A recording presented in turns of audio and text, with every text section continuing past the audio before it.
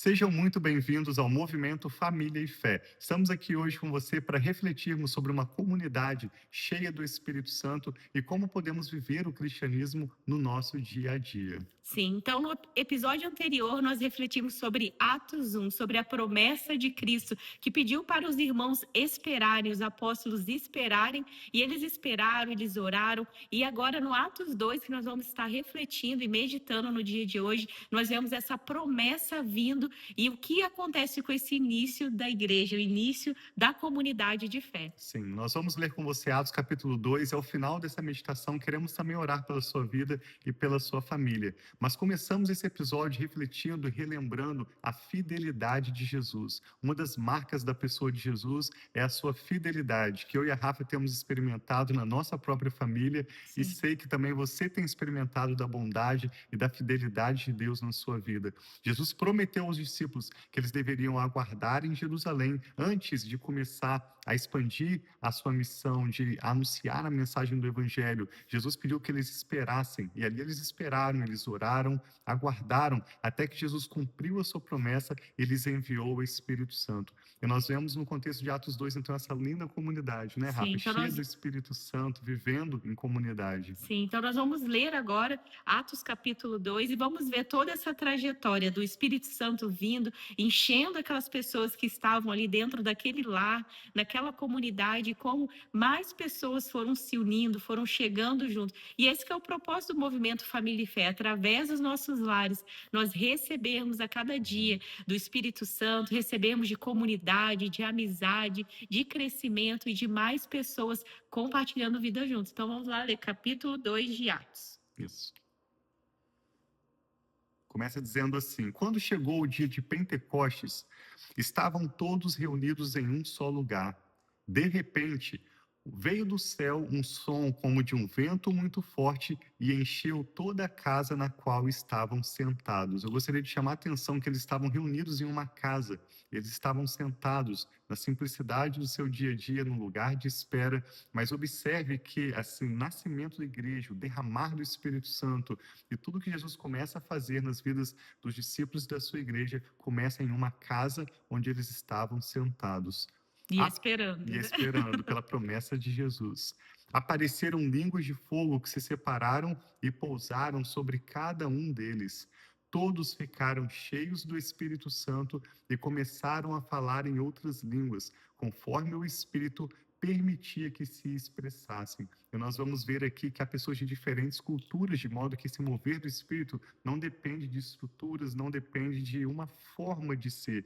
O mover do Espírito vem sobre todo aquele que sinceramente busca, aguarda e persevera em buscar a presença do Espírito Santo. Sim, continua aqui no verso 5 dizendo: havia em Jerusalém judeus piedosos que procediam de todas as nações do mundo. Hum. Ouvindo-se o som, ajuntou-se uma multidão que ficou perplexa, pois cada um os ouvia falar em seu próprio idioma. Atônitos e maravilhados perguntavam: não são galileus todos estes que estão falando?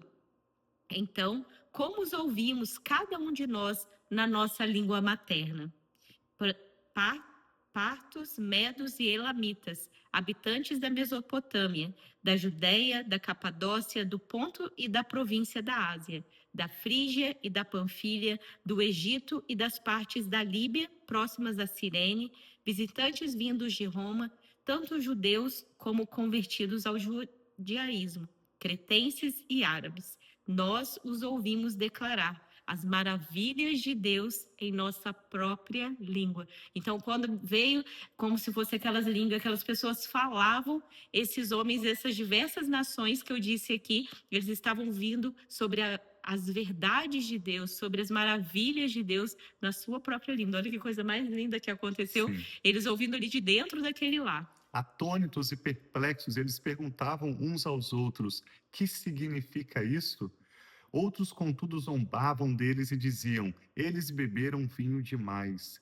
Então Pedro levantou-se com os 11 e, em alta voz, dirigiu-se à multidão. Pedro faz aqui esse primeiro discurso público por ocasião do nascimento da igreja. Ele menciona profecias bíblicas que estavam se cumprindo e, à medida em que ele pode, ele tenta explicar, se é que é possível explicar, o que o Espírito Santo estava fazendo ali. O apóstolo Pedro diz: homens da Judéia e todos os que vivem em Jerusalém, deixem-me explicar isto.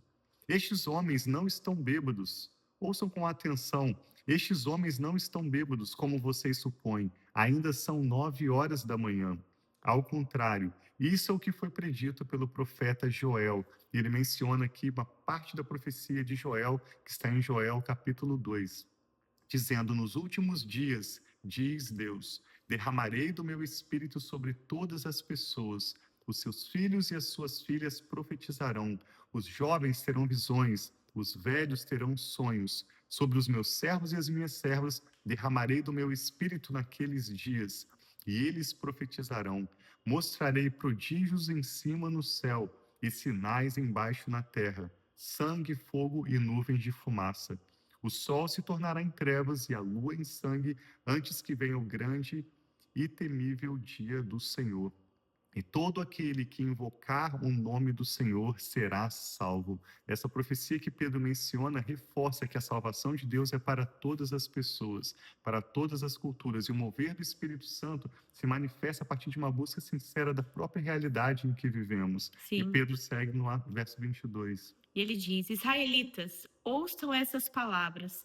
Jesus de Nazaré foi aprovado por Deus diante de vocês por meio de milagres, maravilhas e sinais que Deus fez entre vocês por intermédio dele.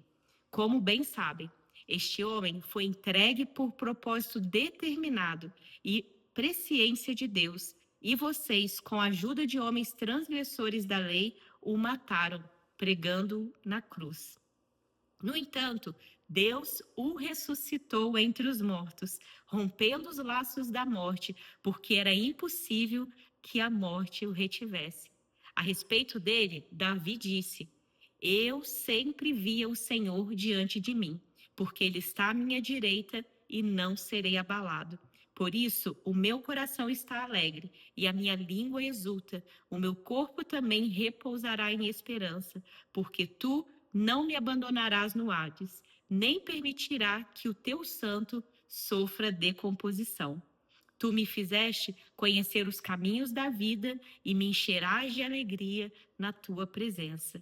Amém. Irmãos, posso dizer com franqueza que o patriarca Davi morreu e foi sepultado. E o seu túmulo está entre nós até o dia de hoje. Ele, porém, era profeta e sabia que Deus lhe prometera sob juramento que faria um dos seus descendentes assentar no seu trono. Davi é profeta tanto no sentido de ser reconhecido por aquela audiência como um profeta, como ele estava anunciando profecias. Ele acabou de ler um trecho do Salmo 16 que anuncia que Jesus não ficaria no túmulo.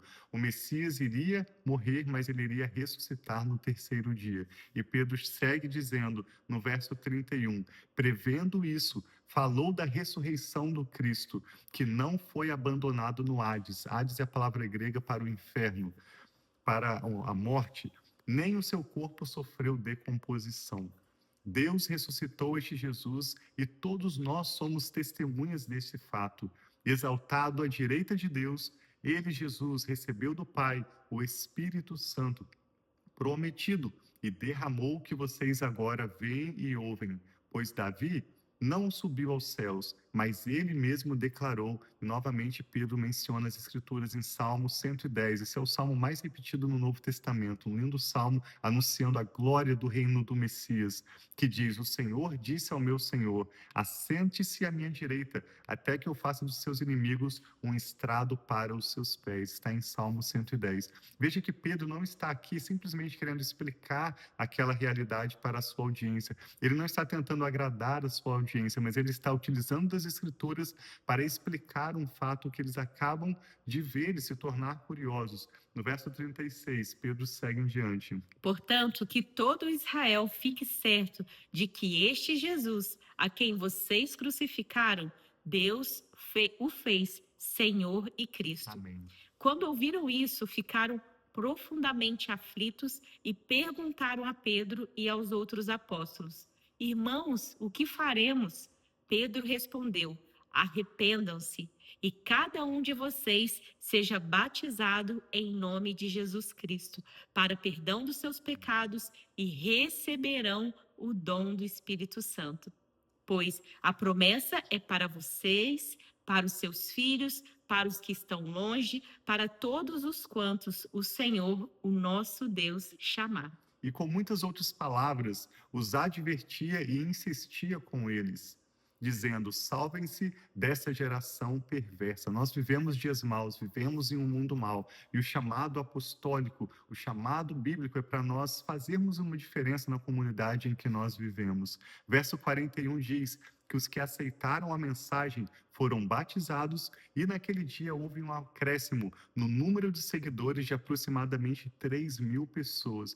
E Atos capítulo 2 vai concluir, a Rafa vai ler a partir do verso 22, com um resumo lindo do que era essa comunidade cheia do Espírito Santo, como eles viviam o cristianismo no dia deles, e nós aprendemos a partir daí como nós podemos também aplicar esses princípios no nosso dia a dia, no contexto em que vivemos hoje. Atos 2, 42. Sim, muitas vezes os princípios do cristianismo são colocados como se fossem listas para nós fazermos cheques, mas é algo simples, olha o que diz aqui. Eles se dedicavam ao ensino dos apóstolos e à comunhão e ao partir do pão e às orações. Todos estavam cheios de temor e muitas maravilhas e sinais eram feitos pelos apóstolos. Os que criam mantinham-se unidos e tinham tudo em comum. Vendiam suas propriedades e bens e os distribuíam conforme a necessidade de cada um. Todos os dias continuavam a reunir-se no pátio do templo, partiam o pão em casa e juntos participavam das refeições com alegria e sinceridade de coração, louvando a Deus e tendo a simpatia de todo o povo. E o Senhor lhes acrescentava diariamente os que iam sendo salvos. Então ali os apóstolos junto com o povo, aqueles que iam se acrescentando, eles iam vivendo a vida cristã juntos. Não tinha estrela, porque o centro daquela reunião, o centro do desejo deles era engrandecer a Cristo, era Cristo que foi ressurreto, eram os milagres, os acontecimentos através do Espírito Santo. Então ali, eles reunidos de casa em casa, partindo o pão, fazendo refeições, eles viviam com temor a verdade da palavra de Deus, a comunhão de estar em Deus. Né, Exato. E Atos capítulo 2, ao mostrar essa comunidade cheia do Espírito Santo, começa com homens e mulheres simples. Não eram pessoas que tinham a melhor formação acadêmica, não eram pessoas que tinham qualquer coisa que os destacassem dos outros. Eles simplesmente estavam sinceros em buscar a presença de Jesus, em crer que as palavras que Jesus prometeu ele iria cumprir, em conhecer e viver no poder do Espírito Santo. Então, a partir das suas casas, a partir do seu dia a dia, dos dons, dos recursos que eles tinham, eles esperaram em Deus, receberam a promessa do Espírito Santo, provando assim a fidelidade de Jesus, e começam então a viver o cristianismo, viver o caminho de Deus, viver os planos que Deus tinha para eles e para suas famílias a partir da simplicidade das suas próprias vidas e dos seus lares. Nós vemos barreiras culturais sendo rompidas. Não importa o quanto você estudou, não importa o quanto de propriedades, de posses você tem, não importa o quanto você se considera sábio ou capacitado, não é, Rafa? A vida do Espírito Santo é para cada um de nós, e é bem melhor que seja assim. Se o cristianismo dependesse apenas dos melhores rabinos, apenas das pessoas das melhores famílias, dos mais intelectuais, provavelmente estaria fadado ao fracasso. Mas o cristianismo experimentou grande sucesso. A igreja, a partir de Atos 2, vai explodir em crescimento, porque conforme Jesus chamou, conforme Jesus planejou, ele conta com homens e mulheres simples a partir das suas próprias realidades para levar a mensagem de amor ao próximo, para levar a mensagem de que Deus não resiste um coração quebrantado, de que Deus está disponível a cumprir os seus planos para conosco, bastando simplesmente nós abrirmos nossos corações com humildade e o buscarmos com perseverança. Sim, então não importa a sua profissão, geração, não importa a sua nação, não importa a língua que você fala, não importa é o seu coração aberto a receber, a se arrepender, igual aqueles homens, quando começaram a ouvir aquelas palavras, eles ficaram, o que nós podemos fazer? Perguntando para Pedro, e Pedro falou para eles que eles eram para eles se arrependerem e serem batizados. E ali eles tomaram um posicionamento, uma atitude de fé, uma atitude, um sim para caminhar com Jesus. E talvez essa é a necessidade do seu coração hoje também, dizer sim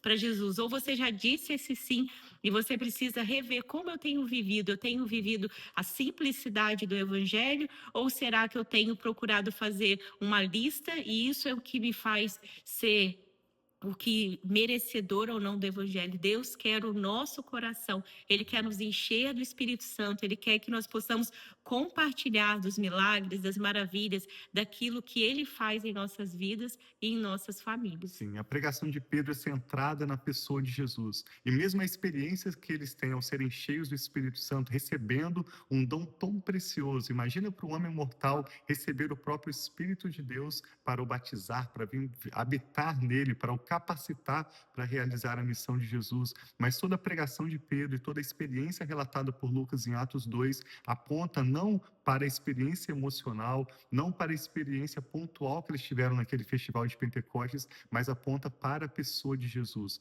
A pregação de Pedro é marcada pelas Escrituras.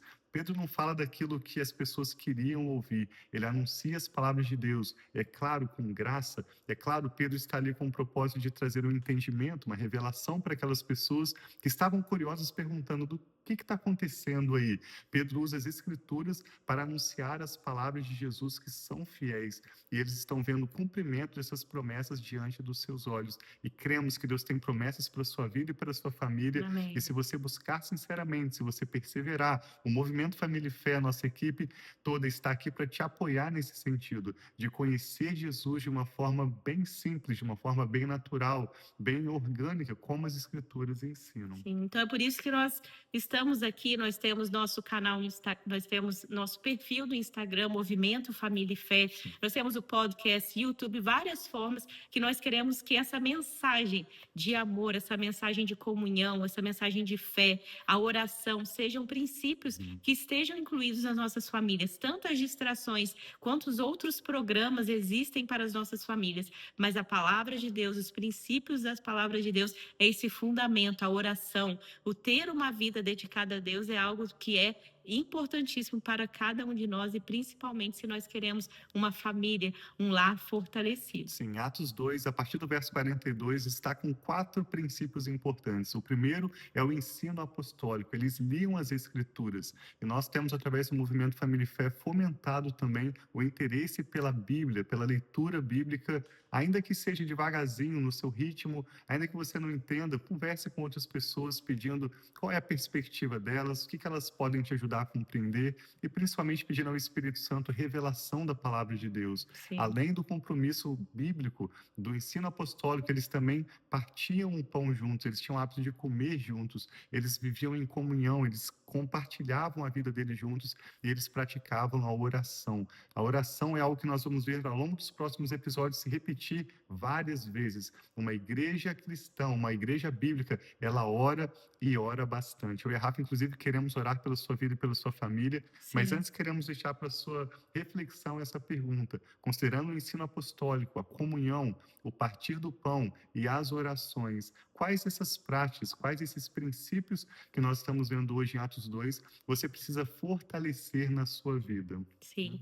Então, reflita sobre isso. Se você quiser compartilhar conosco, você pode responder aí nos comentários, seja qual a plataforma você está utilizando para assistir esse vídeo, para meditar conosco na palavra de Deus. E você também pode mandar um e-mail para nós, né, meu amor? Que é no info@familiefé.com. Então é info@familiefé.com. Ali você pode enviar seu pedido de oração, enviar um comentário, enviar aquilo que talvez Deus esteja falando ao seu coração, uma dúvida, seja o que for, você pode se comunicar conosco através da rede social que você está nos assistindo agora ou através do e-mail do Família e Fé. Sim, vamos orar. Pai, em nome do Senhor Jesus, te damos graças pela sua preciosa palavra, por relembrar da fidelidade de Jesus que nós temos cumprida no envio do teu Espírito Santo sobre os apóstolos que estavam aguardando e a nossa experiência de hoje. Todas as suas promessas têm no Senhor mesmo o sim e o amém. Nós podemos confiar no Senhor e por isso te louvamos e oramos por essa pessoa que está conectada conosco agora, assim como oramos também pela sua família, por aqueles que essa pessoa lembra agora e traz diante do Senhor em oração, Sim, Pai. para que cada um seja encorajado a nos voltar para o Senhor. A tua palavra diz no Salmo 34 que os que olham para o Senhor estão radiantes de alegria. Seu rosto jamais mostrará decepção, porque o Senhor é fiel. Nós confiamos no Senhor.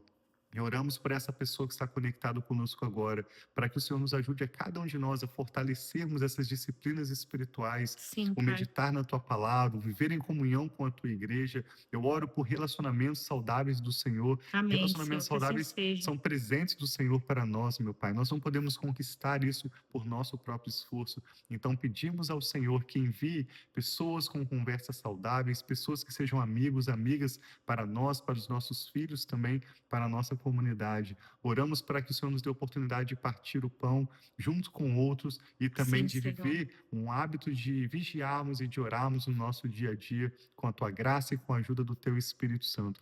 Eu e a Rafa abençoamos essa pessoa que está orando conosco Sim, Pai, agora, sua abençoa cada família, seu família, cada grupo. pessoa. Oramos com fé e com ações de graças em Cristo Jesus, nosso Senhor.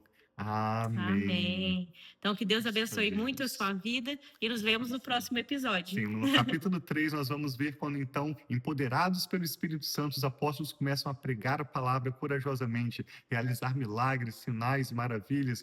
O resultado desse enchimento do Espírito Santo vai se manifestar de forma linda na comunidade, com generosidade, com amor ao próximo, resultando em glória para Deus.